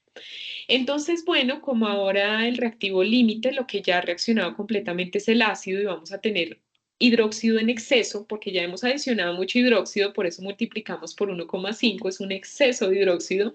Entonces decimos que la concentración real del hidróxido va a ser igual a la concentración que ya obtuvimos del hidróxido menos la concentración del ácido. Básicamente esta resta de lo que ustedes acaban de hallar. 0,0667 menos 0,0445. Entonces tenemos aquí el resultado de la resta. Ahí está. Gracias, Juan Felipe, creo que estás ahí haciendo el resultado. Sería entonces 0,0222 molar. Esa sería la concentración real de hidróxido. Quiere decir que este es el valor no neutralizado de la base fuerte. Este es el exceso que tengo de la base. Entonces, bueno, procedo a hallar el pOH, el potencial hidróxido. Recuerden que lo que quiero es hallar el pH, pero para poder hallar el pH necesito, en este caso particular, que tengo un exceso de hidróxido, necesito el pOH. Esto sería igual a menos el logaritmo de OH, es decir, el menos logaritmo de este valor, 0,0222. Aquí está. Y esto me da 1,65. Ojo que este es el pOH, no es el pH. Entonces, bueno, de acuerdo con el conocimiento que ustedes tienen de estos sistemas, ¿cómo podría yo determinar el pH a partir del pOH? ¿Qué creen ustedes que debo hacer aquí? Es algo muy sencillo, pero ¿qué es lo que debo hacer acá? Ya para finalizar. Y ya solo nos queda hacer la gráfica, que ya la tenemos prácticamente. Perfecto, Luis Eduardo, muchas gracias. Si tenemos el pOH, que es 1,65, debemos tener en cuenta la expresión que dice que el pH más el pOH es igual a 14. Es una expresión matemática que ya es conocida para el caso del pH. Entonces, lo que hago aquí, si el pH más el pOH es igual a 14, pues yo podría al 14 restarle el pOH para obtener el valor del potencial de hidrógeno. ¿Cuánto me daría eso, chicos? 14 menos 1,65. Ahora sí, estamos obteniendo el pH, el potencial de hidrógeno, en ese punto final de la reacción. Gracias, Juan Carlos. Muy bien. Ahí estamos. 12,35. Perfecto. Ese sería mi valor del pOH aquí. 12,35. ¿Sí? Dijimos. 12, déjenme ver, chicos, 12,35, aquí está, perfecto. 12,35, aquí está. Entonces, este es nuestro punto final, este es el valor final del pH. Nuevamente, yo les recomiendo, hagan su tablita, si se dan cuenta, es una tablita muy sencilla en Excel, que tiene solo estos parámetros. Y ya con estos datos puedo proceder a graficar de la siguiente manera. Voy a explicarles. Puedo seleccionar mis datos. Aquí yo, por ejemplo, pues les recomiendo realmente que para que podamos tener una gráfica de este estilo, podamos colocar una gráfica de dispersión donde únicamente yo ubique los puntos de la gráfica, más o menos de esta manera, para que se den una idea. Aquí lo que estoy graficando, perdón, yo les muestro, es lo siguiente. Recuerden ustedes que en esta gráfica, que bueno, ya luego organizaremos un poquito, debemos asegurarnos que en el eje vertical yo tenga el pH, ¿sí? En el eje vertical debo tener el pH que va pues efectivamente de 0 a 14 prácticamente. Y en el eje horizontal debo tener el volumen de NaOH, que si ustedes se dan cuenta pues va como hasta 31,24, que es justamente este puntico, 31,24. Entonces, bueno, aquí nosotros podríamos revisar cómo unir esos puntos. Ustedes, pues, los pueden unir, bien sea, bueno, aquí, por ejemplo, se podría dibujar si uno quisiera tratar como de ver cómo unirlos. Yo realmente les sugiero, pues, estas gráficas luego no quedan perfectas, ¿verdad? Pero aquí en la opción formas, por ejemplo, tenemos esta opción de líneas curvas, ¿sí? En donde yo podría unir este punto a este punto mediante una curva, ¿sí? Bueno, vamos a tratar de hacer aquí un intento, a ver si lo logramos. Más o menos, déjenme revisar, chicos, de este punto a este punto intermedio. Aquí subimos en la gráfica, y ahorita lo corregimos, permítanme un segundito, y damos vuelta aquí. O sea, conforme yo quiera dar la curva, le doy clic. Ay, perdón. Bueno. Aquí puede generar una curva con este sistema. De hecho, puedo correrla un poquito como para que compagine con los puntos que yo quiero, ¿no? Más o menos de este estilo. Les digo, no va a quedar perfecta, pero pues sí va a quedar muy similar porque realmente ustedes vieron. Déjenme ampliar esto un poquito aquí y déjenme aquí como mandarlo para acá. Aquí está.